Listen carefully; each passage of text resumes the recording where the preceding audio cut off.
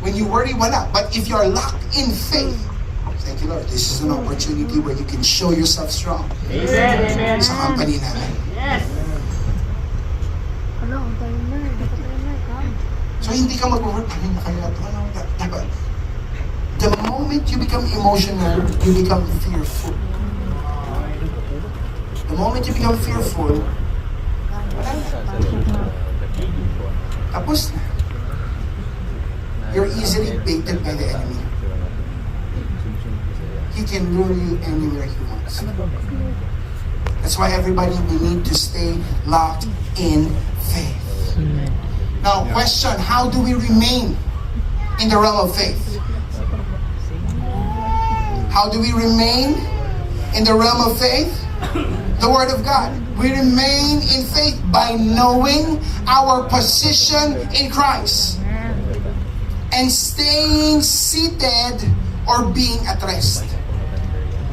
Itong resting is big because maraming mga tao, they know the Word of God, but they do not rest in the Word of God. Restless. This is big, mga kapatid. Whether it's a health issue, a situation at work, a challenge in your finances, whatever it is it an addiction, a sinful habit, na parang hindi mo talaga matanggal? The enemy will let you, sige, tignan mo yung sarili mo. At sabihin niya, paano mo kayo magagawa yan? Ikaw naman, paano nga pa? Huwag mo kausapin yung kaaway, kapatid. Hindi kayo friends, you talk to the Lord. How do you remain in faith? Knowing your position in Christ. And how would you know your position in Christ? Through the Word of God. Imagine mo kung hindi mo alam, you're already seated far above all these things. Wala. You're thinking you're facing something of your level. The fight is already fixed. Luto to, kapatid. Niluto itong laban na to, panalo na tayo. So kung alam mo luto na yung laban, Wala. bakit parang talunan? No, no, no. No, no, no.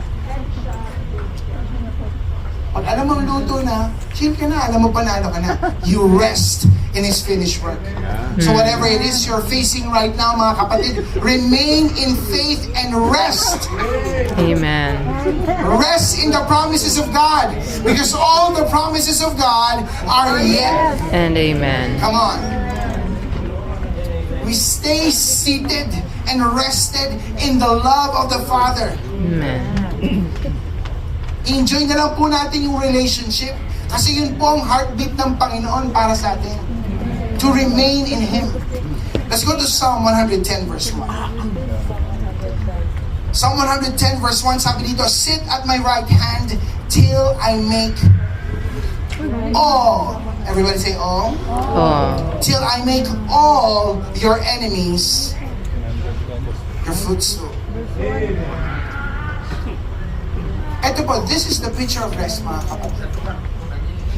You are seated at the right hand of God till you make your enemies your footstool. Yun ba? Sino tong ayon na to? Tapos na, mga kapatid.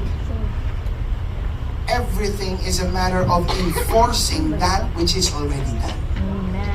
Kaya nga po, we are coming from a standpoint of rest. Ano ba yung picture ng sitting at the right hand? It's like this. Yan. When you're seated at the right hand of God, it's like a father, tapos yung anak mo seated in you. Yan yung picture. Sitting at the right hand of God. And in this intimacy, okay, there's a lot of beholding happening. Okay? There's a lot. Jen, come here. Bring Ernest. Come here, bro. Yeah. Wala yung mga anak ko eh. Nasa sit here, bro. Have Ray sit beside you. Yan po yung picture. Seated, ito ang right namin. Okay? Sige. The moment you are seated at the right hand of God, ang binibuild po dito is intimacy and relationship.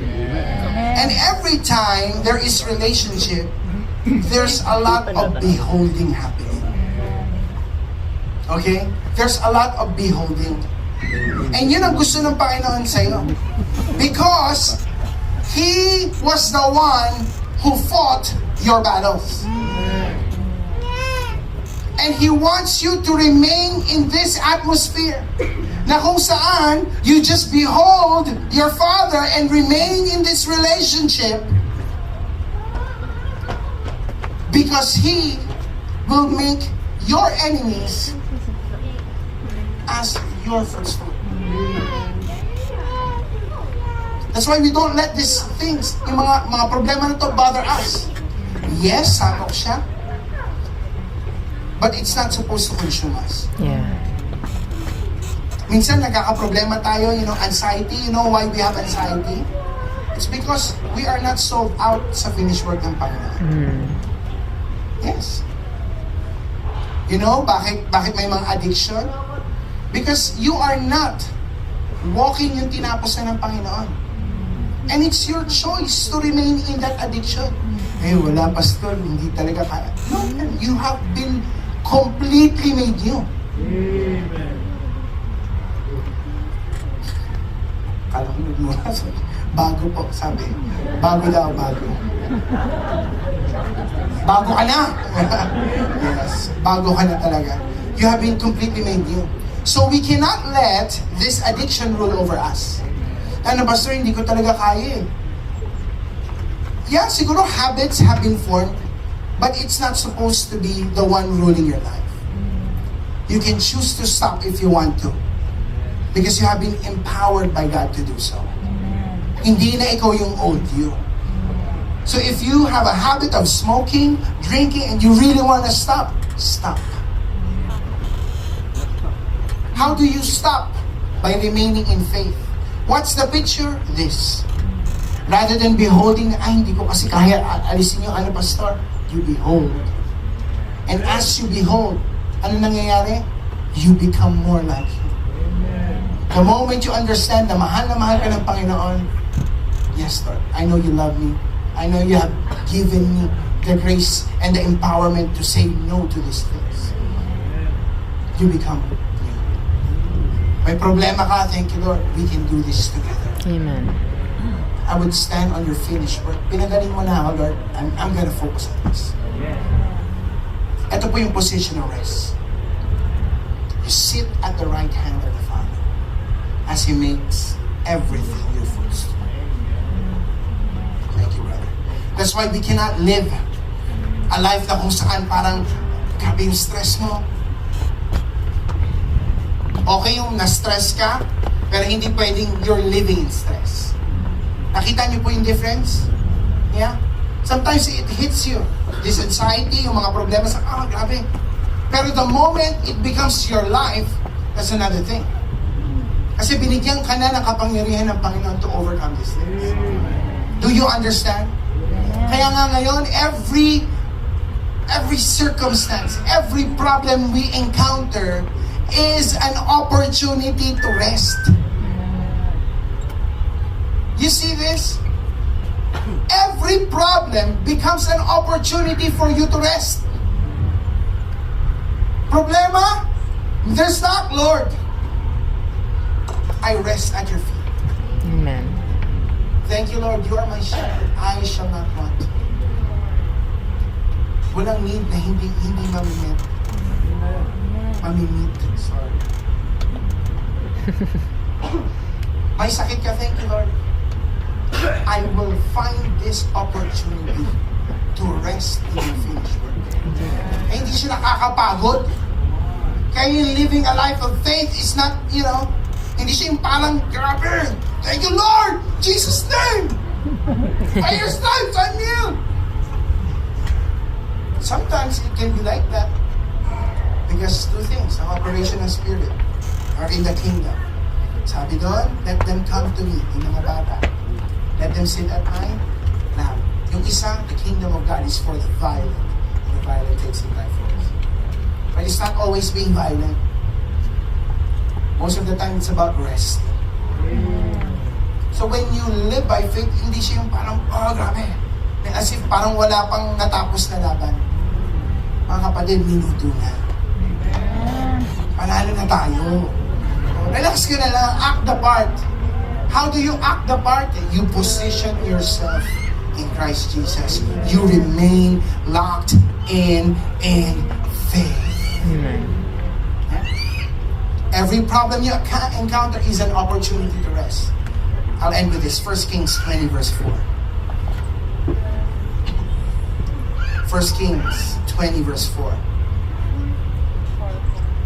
When we are faced with, obstacles, mga challenges, napakadali po for us to feel anxious and stressed out and worried. And usually ang outcome nun is we are trying to help ourselves more than us resting on the finished work of Jesus Christ. Jesus Church, every challenge that you will face, let it be a new resting place in the Lord. Thank you, Lord. Let it be a new resting place in the Lord. You don't fight it yourself. You fight resting. Okay? Look at 1 Kings 20 verse 4.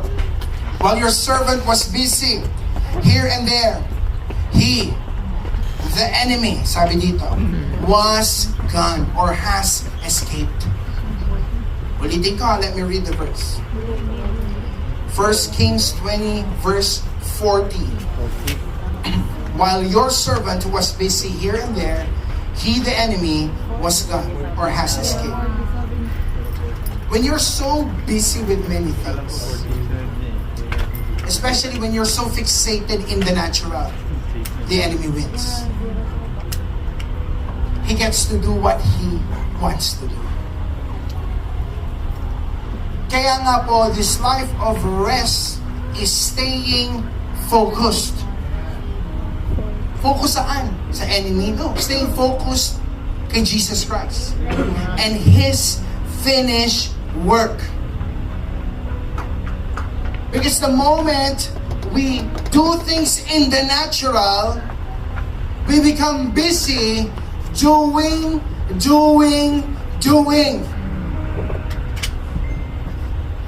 Remember, the moment we keep on doing, bumabalik tayo sa operation ng Old Covenant, mga kapatid. Tapos na.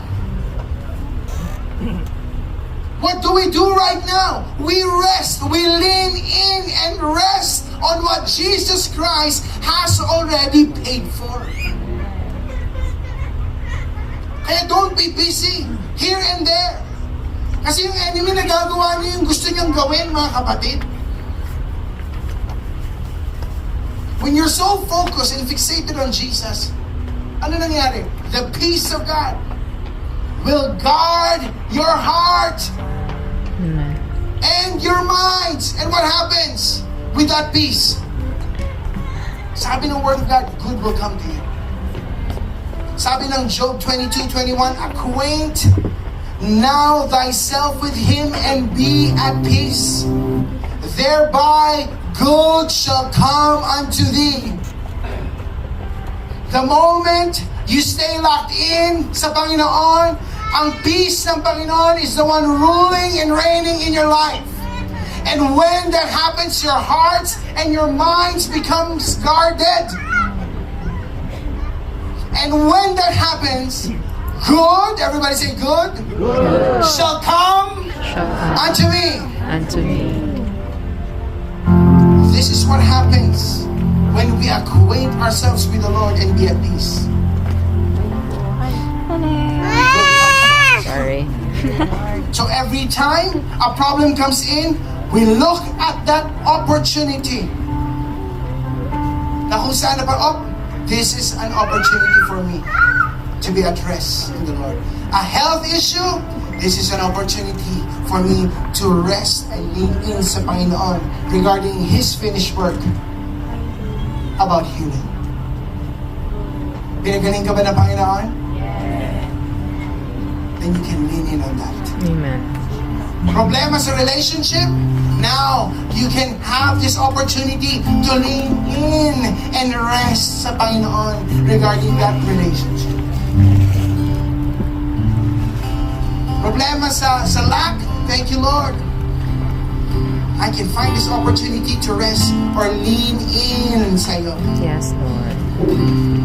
regarding my finances. Thank you, Jesus. Mga kapatid, it shifts the way we do life kung lalakaran po natin to. And when we remain at rest. More Christians will be seen as Christians. Si Christian, look at Christian. Si Christian noon, nung hindi pa siya Christian, bad boy. Yeah. Yan ang sabi nila. Hindi ko po sabi. But, nung nagkaroon siya ng encounter with God, and he remained in that, Christian now became Christian. You know, this is the reason why may mga bakanting seats dito. You know why? Because yung mga Christians, they don't look like Christians. Pag may problema sa trabaho, same yung reaction nila. Ano ito? Stressful naman ang buhay na ito. Naku, no, stress talaga.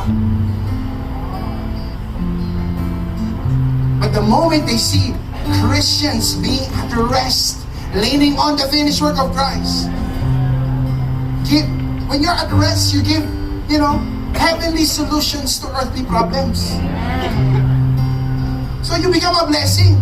Ang problema, nagka-problema sa office nyo, same kayo ng reaction ng mga kasama mo. Kaya hindi mo madala dito kasi walang impact ang buhay. When we remain at rest, Christians will begin to look like Christians. Amen. Kakaroon po ng difference between how we live life and how they do it. And when that happens, people will look, I want to receive that rest. Na meron sila, bakit gano'n? There's so much peace. Same lang naman ang problema namin. Mas malala pa nga problema nila. Pero why is there this sense of peace? It's because we rest in Christ. We remain in faith. We dwell in the divine rest that God has given us. The moment you are in peace, good will come to you. Amen. Are you ready for that?